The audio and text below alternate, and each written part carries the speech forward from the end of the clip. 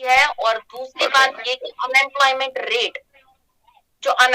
Rate Jammu Kashmir में है वो 46% है, जिनमें सबसे ज्यादा बिल्कुल। खवातीन जो है जॉबलेस है, और 46% जो है जम्मू कश्मीर में अनएम्प्लॉयमेंट पाई जाती है, और इंडिया का सबसे हाईएस्ट अनएम्प्लॉयमेंट जो आती है वो जम्मू कश्मीर जो है सेकेंड नंबर पे इंडिया में जी आता जी। है। और अगर देखा जाए, क्योंकि जिस तरीके से महंगाई बढ़ रही है, अनएम्प्लॉयमेंट रेट बढ़ रही है, तो कहाँ से इंसान अपनी नीड्स को पूरी कर सकता है। तो अगर रही समझ जाए कि आपको नहीं लगता कि कहीं ना कहीं ये महंगाई बढ़ना, ये सारी चीजें होना, पिछले साल कम होना और फिर अचानक से ज्यादा हो जाना, आपको नहीं लगता कि कहीं ना कहीं ये प्रोपेगेंडा है इलेक्शंस के आने के लिए? जैसे इलेक्शंस आते हैं वैसे ही जो है रेट्स कम हो जाती है, इलेक्शंस खत्म हो जाते हैं। तो अगर रही सब बात कीजिए कि यहाँ पे ये भी ऐड करना चाहूंगी कि 5 स्टेट्स में जब इलेक्शंस खत्म हो गए, उनके कुछ दिन बाद ही जो है प्राइसेस और चढ़ना शुरू हो गया। तो आपको नहीं लगता कहीं ना कहीं ये प्रोपेगेंडा है सिर्फ और सिर्फ इलेक्शंस में अपनी अक्सरियत से जीतने का, सिर्फ प्राइसेस को इलेक्शन के लिए कम करने का कुछ दिनों के लिए, और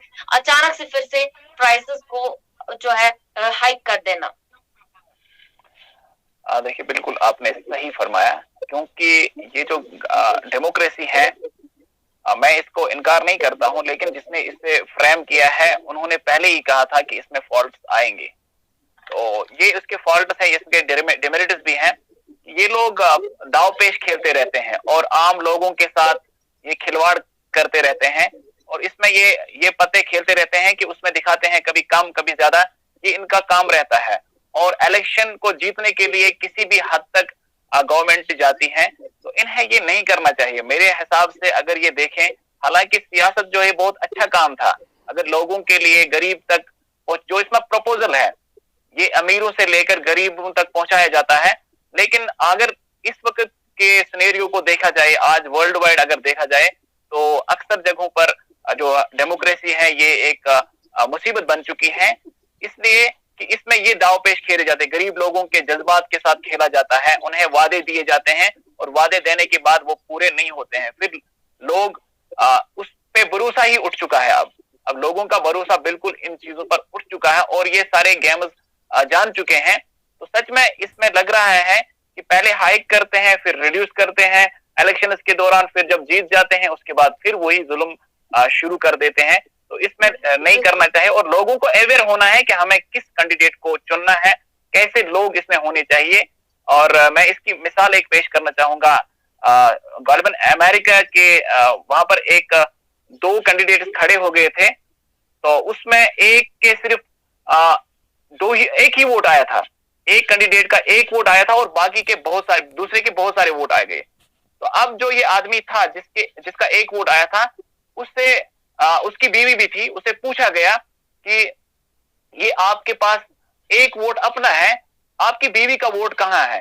तो सहाफी लोग, आप खुद एक सहाफी हैं, तो क्वेश्चन पूछना हमारा हक होता है, और हमें इसी तरह से ट्रेनिंग दी जाती है कि क्वेश्चन कैसे पूछे जाते हैं। तो सहाफी लोग जब आए, उस औरत से पूछा कि मैडम आप हमें बताइए कि आपने अपने पति को वोट क्यों नहीं दिया? उसने कहा कि आप उस बॉक्स को थोड़ा और देखिए, तो मैं बताऊंगी मैंने क्या डाला है उसके बदले। तो जब ये देखा, बॉक्स खोल कर देखा, उसने अपनी सोने की अंगूठी उसमें डाली थी, जो उसको बहुत ही प्यारी अंगूठी थी, उसने वो डाली थी वोट के बदले। उन्होंने पूछा कि भाई ये अंगूठी क्यों डाली थी आपने?